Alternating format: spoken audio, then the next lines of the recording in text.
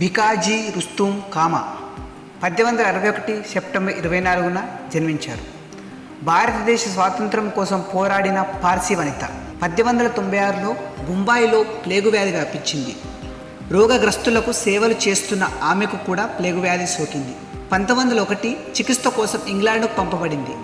అక్కడ ఉన్న భారత స్వాతంత్రోద్యమకర్త షమ్యాజీ కృష్ణవర్మ చేత ప్రభావితమై 1905లో దాదాబాయి నౌరోజీకి సహాయకురాలిగా ఇండియన్ హోమ్ రూల్ సొసైటీని స్థాపించింది. బ్రిటన్ వ్యతిరేక చర్యలు చేయనని హామీ ఇస్తే గానీ ఇండియాకు వెళ్ళనీయనంది ప్రభుత్వం. భికాజీ ఇంగ్లాండ్ వదిలి పారిస్ నగరంలో నివాసం ఏర్పరచుకుంది. 1907 ఆగస్టులో జర్మనీలోని స్టుట్గార్ నగరంలో జరిగిన అంతర్జాతీయ సోషలిస్ట్ కాన్ఫరెన్స్కు వెళ్ళి మన దేశ స్వాతంత్ర్యం కోసం వారి మద్దతు కోరింది. భారతదేశానికి ఒక పతాకం ఉండాలని దామోదర్ వినాయక్ సావర్కర్తో కలిసి ఒక త్రివర్ణ పతాకాన్ని తయారు చేసి ఆ సమయంలో ప్రదర్శించింది.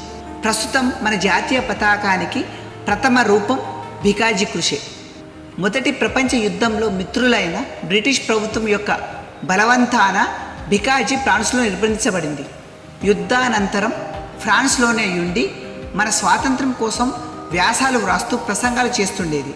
1935లో తీవ్రమైన అస్వస్థతకు గురై భారతదేశానికి తిరిగి వచ్చి 1936 ఆగస్టు 13న మరణించింది. తన యావదాస్తిని ఆవాబాయి పేటిట్ అనాథ శరణాలయంకి దానం చేసింది.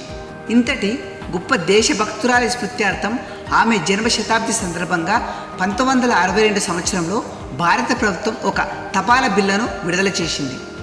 1997 సంవత్సరంలో మన కోస్ట్ గార్డ్లోని అతివేగపు గస్తీ నౌకను ఆమె పేరు పెట్టారు. వందే మాతరం.